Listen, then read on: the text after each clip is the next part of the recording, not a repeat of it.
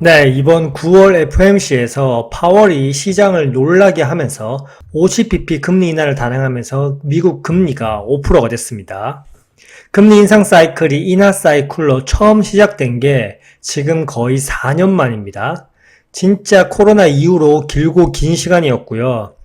25bp를 내리냐 아니면 50bp를 내리냐 말이 많았지만 결국 50bp B컷을 단행했고요.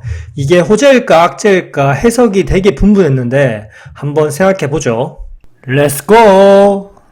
일단 미국 대선이 한 달 남짓 남았고 어떻게 흘러가고 최종 승자가 누가 될지 모르지만 파월이 B컷을 단행하면서 민주당에 힘을 실어줬고, 그리고 경기 침체 우려로 해석하는 게 아니라 침체 없이 인플레를 잡았다는 긍정적인 평가를 받으면서 파월의 승리를 알렸습니다. 이 승리에는 옐런의 돈풀기도 한몫했죠. 일단 파월은 50bp 인하가 새로운 속도가 아니고 실업률이 급증 없이 물가를 안정시키는 것이 목표고 미국 경제는 굳건하다고 얘기했습니다. 최근 저번 주 10월 3일 날 나온 지표를 보면 ISM 비제조업 구매 관리자 지수 54.9로 예상을 상회하면서 경기 침체 우려를 일부 완화시켰고요. 그리고 신규 실업수당 청구 건수 역시 24만 건 이하로 잘 조절되고 있는 걸 볼 수 있습니다.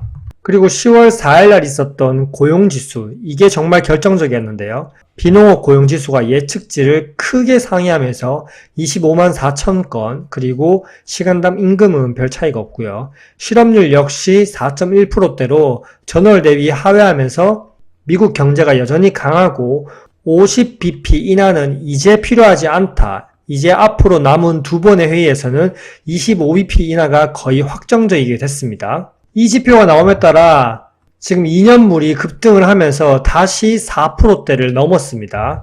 그리고 10년물 미 국채 역시 재차 급등을 하면서 4%대를 돌파했고요. 지금 이런 지표대로라면 다음 FOMC에서는 금리를 인하하지 않고 거의 동결하는 게 맞다고 생각하는데, 근데 다음 FOMC가 미 대선 이후기 때문에 미국 대통령이 누가 될지 모르기 때문에 옐런의 돈풀기가 끝날지 안 끝날지 불확실한 상황이고요.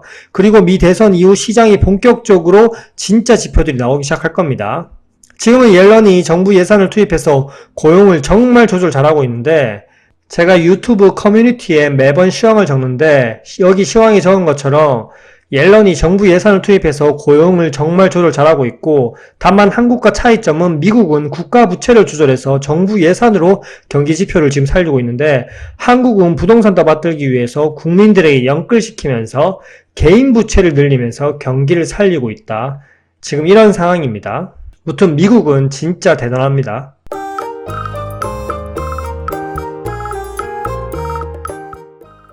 그리고 패드워치 보시면 25bp 인하 확률이 거의 98%대에 달했는데 다시 소폭 내려오면서 89.5% 거의 확정적으로 가고 있습니다. 이거는 미국 경제를 그만큼 잘 만들어가고 있다는 거죠. 왜냐하면 B컷 이후에 또다시 50bp B컷을 단행했다면 경기 침체를 거의 인정하는 꼴이고요. 근데 일단은 50bp B컷을 단행했기 때문에 정말 고용이 좋고 경기가 좋아서 금리 인하를 팍팍 했을까요? 일단 역사적으로 보면 50bp B컷 금리 인하한 시기는 10번이 안 됩니다. 일단 2000년대 초반에 닷컴 버블 붕괴 때 B컷으로 엄청나게 금리를 끌어내렸고요. 그리고 또 2001년, 이때 좀 가슴 아픈 사건이죠. 9.11 테러. 그리고 2002년에 또 지정학적 리스크도 있었고, 그 다음에 금리 인상을 다시 하고, 또다시 2007년, 8년 이때 금융위기가 있었습니다. 그러면서 또 B컷을 단행했었고요. 그 다음에 금리를 쭉 동결해서 가다가 점차적으로 금리를 인상하고, 그런데 갑자기 코로나 이슈가 전 세계를 덮으면서 또 금리 인하 B컷을 단행했습니다. 그리고 또 그 다음에 금리 인하 단행한 시기가 24년 9월 현재인데요. 이런 빅 이슈가 있을 때만 B컷을 연속적으로 단행했는데 지금 B컷을 인하했다.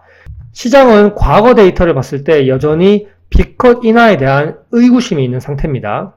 연준의 이번 B컷 인하는 경기 침체 우려보다 고용 시장을 위한 선제적 조치, 그리고 경기 침체가 확실시 되기 전에 고용 시장을 주시하겠다, 이런 의미인데요.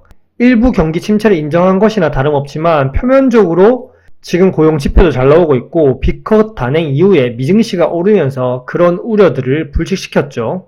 하지만 일단 25bp 인하가 아닌 일단 B컷 50bp 인하를 했다는 것은 어쩌면 경기 침체를 약간 인정하는 부분이기 때문에 장기적으로는 호재가 될지언정 단기적 호재는 될 수 없는 상황이었는데요. 왜냐? 여러 가지가 좀 엮여 있는데 일본 BOJ가 이번에는 금리를 동결했지만 금리를 꾸준히 인상하는 기조를 보이고 있습니다. 그리고 또 이번에 이시바 시게루 총리가 취임하면서 금리 인하 기조를 계속적으로 시그널을 주고 있고요. 일단 일본의 입장은 미국 연착륙 시나리오가 진짜인지 일단 판단하는 시간을 가지고 있고요. 경착륙이라면 일본도 관점을 바로 바꾼다고 했습니다. 일단 정해진 속도는 없지만 12월 추가 인상 가능성을 배제할 수 없습니다. 미국이 금리를 내리고 일본이 금리를 올리고 연속적으로 그 폭이 상당히 빠르게 줄어듭니다. 그러면 또다시 뭐가 우려될 수 있나요? 엔캐리 청산이 우려될 수 있습니다. 8월 5일 국장에서도 패닉셀이 나왔던 것처럼 엔캐리 청산 이슈는 천천히 움직이는 쓰나미라고 표현을 하고 있고요. 하루아침에 시장이 그 큰 돈들이 재편될 수 없고 한국 증시에도 역시 14조 원 넘는 일본 자금이 들어와 있기 때문에 한국 증시도 충격이 올 수도 있는 상황입니다. 아까 말씀드렸지만 지금 일본의 기조도 상당히 중요한데 일본이 이시바 총재가 금리 인상에 대해 호전적인 점 그리고 미국이 금리 인하를 계속 계단식으로 인하하는데 이시바 총리가 취임하면서 추후 금리 인상에 대한 우려도 있다는 점, 엔캐리 청산이 일시적으로 변동성을 높일 수 있는 점도 생각해야 됩니다.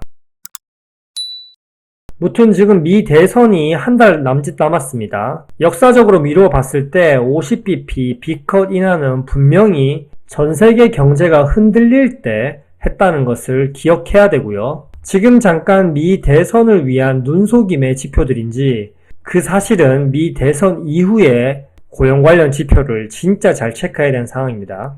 일단 미 대선 전에는 약간 웅크리고 있고 정말 50bp B컷 인하가 정말 시장이 호재로 작용하는지는 그때 돼서 각종 지표들을 보면서 판단해야겠죠. 이상입니다. 안녕.